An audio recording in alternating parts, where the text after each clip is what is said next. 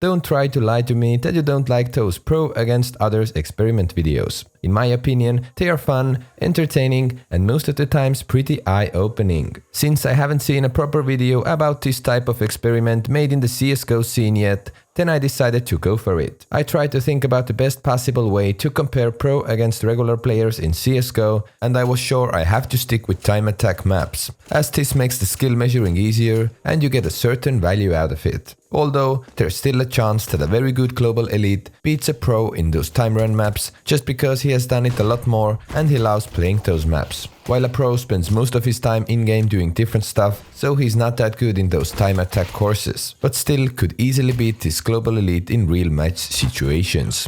We'll see. Grenade out. Next up, let's meet our participants for this experiment. I picked 3 people ranking from Gold Nova up till the worldwide top 20. And for your better comparison, all these 3 guys are very well known around the community. So if you have seen them playing in different tournaments or just on their streams, you can maybe position yourself and get even better overview about the possible skill gap. Firstly, Kugo, aka Kugo the Mighty, a YouTuber from USA who is proudly representing a regular Gold Nova. Let's say all the lower tier casual players. Then Trilux, also a very popular YouTuber from Germany who is global elite. Let's say he is representing all the high tier casual players. And finally Robs, CSGO pro from Estonia, who got 19th rank in the last year HLTV's top list and is well known because of his great mechanical skill in the game. By the way, I will leave links to their social medias in the video description. If you really don't know these guys, you should check them out. I let every one of them play 2 time attacks on custom-made maps by Mr. ULLETICAL, very talented guy who has done a lot for our community. Again, extra info from description. One of the maps is more like a weapon course type of run, and the other one is a reaction test. In the very end, I told them to play a couple of minutes of deathmatch to maybe get some conclusions out of that as well. Anyways, let's jump into the first map, Aim Course 2, and let's see how it went for Kugo. Hi, Gold Nova 1 here. All the rules are there. I'm gonna crush this challenge. No one is better than I am, and if they are, they're cheating. The rules that Kugo talked about for this map's challenge: no infinite ammo, no random targets, and set targets with armor. As you could see, Kugo had a joyful face when he did the intro before his first run, but now at his best time run, he's very focused. Not all the targets are one-shot kills, but still most of them. Just enough. Is this the best way to do this? Probably not, dude. Gladly, mid-run the joy comes back, and it's 100% sure that he still has fun on this map. That's how all lower tier players should approach to this game.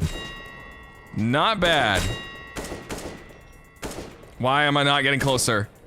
Oh no, I hit these every single run except for this one. Ooh. Ooh, this is gonna be close.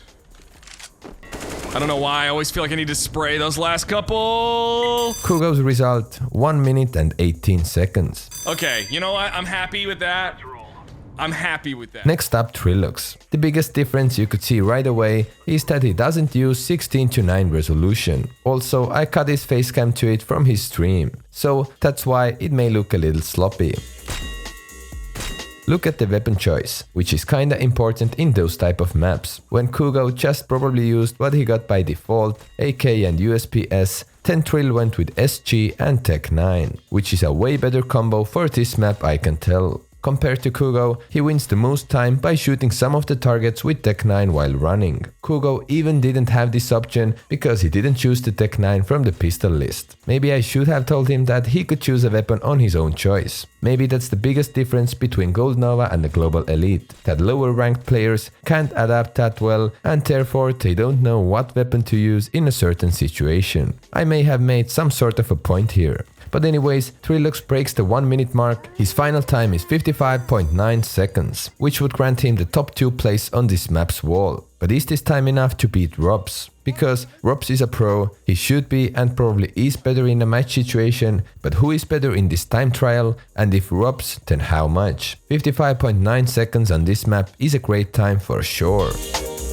Let's hop into Rob's run. He starts off crisp and clean, hitting the first targets extra fast. His weapon choice is AK-47 and as a secondary weapon he uses Tech 9 like Trilux. And we can already see how he takes the most out of this pistol. He just flies through the first part of the map and his accuracy is already above 90%. But I can tell it drops because he is used to slice in the air. So it's not representing his real accuracy in the end. Now let's take a little checkpoint time. When he enters outside, his time is around 27 seconds. Trilux entered outside when he had around 33 seconds passed. And Kugo's time at that imaginary checkpoint was 44 seconds. So we can already see pretty bold skill gaps. And I'm very surprised about the 6 seconds lead that Robs has against Trilux. Because Trill really has a great time in this map. Just try to beat it yourself. It's not that easy. And also I forgot to mention that all of them haven't touched this map before. And Kugo played it for about 15 minutes, Robs and Trilux about 1 hour to get those best times recorded for me. I guess they could all improve their times if they grind it for longer. But let's see if Robs can keep up the pace.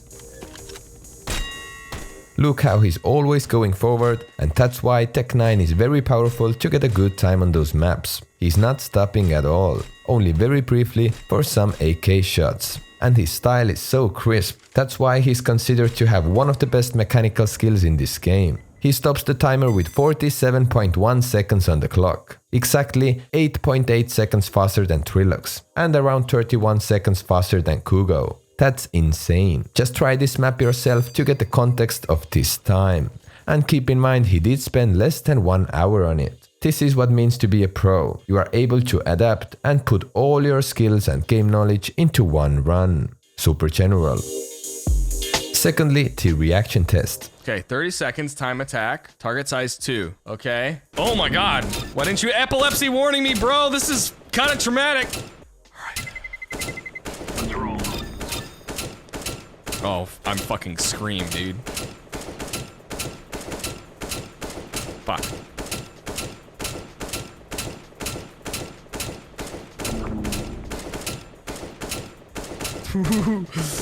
Whatever was happening last game is not happening again, although you never know. I could be feeling worse. I find myself crossing my eyes a little bit. Is that normal? Like I'm trying to see the hidden image?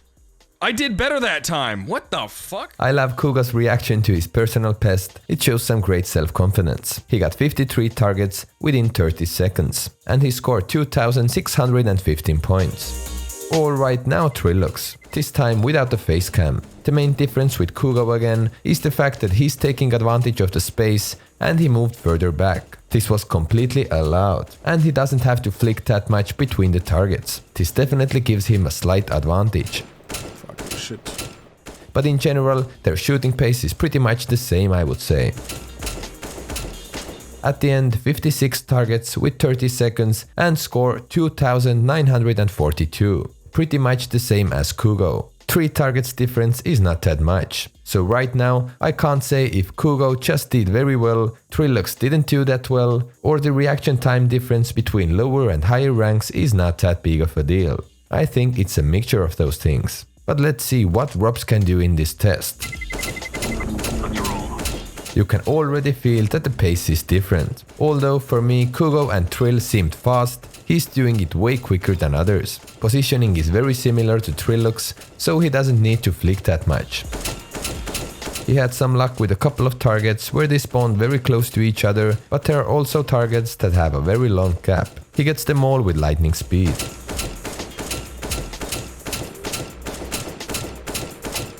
And his final result is 69 targets, 4,309 points. It's exactly 13 targets more than Trill got in his best run. If we do quick maths, Robs hit a target in every 0.43 seconds, when Trill hit a target in every 0.53 seconds. It's 0.1 second of a difference. And this is the time that could literally win you rounds in your matches. Robs, or let's say pros in general, don't only have the mechanical skill that they could grind by hours and hours of practice, they also have a great reaction times. And unfortunately, reaction time is highly genetic and you can typically improve it only to 10-20%. So even if Trill or Kugo would play this reaction test for days, there's a great chance that they would never ever beat Rob's score. I myself wouldn't even try, because I know that I'm not that talented reaction-wise. And lastly, I let them play some deathmatch, to just see how they approach to this popular game mode that most of the players use to warm themselves up before their matches. Robs is taking his DM game to perfection. Most of his kills are of course headshots, and his crosshair placement is just phenomenal. It always sticks to the head height. That's why he's getting all the possible frags from every direction. This is just amazing to watch. He has put so many hours into this game that he's probably almost played through all the possible duels in all the maps. So he knows the head height in all the different areas of the maps. Trill plays DM like a regular good CSGO player. He has the crosshair placement and everything, just compared to Rob's, he's not that crisp and consistent. It means there are moments that his and Rob's POVs have the same kind of style, so that you couldn't really tell for a moment if it's a pro or not. And then there are moments that you could easily tell that it's not a pro player. So probably the main difference between a great pro and a very good hobby player is the consistency. Your mechanical skill needs to be consistently good as possible to play at the pro level. Otherwise, you're building all your strategies, tactics, you do all the nades right, and then you just whiff an easy shot in game.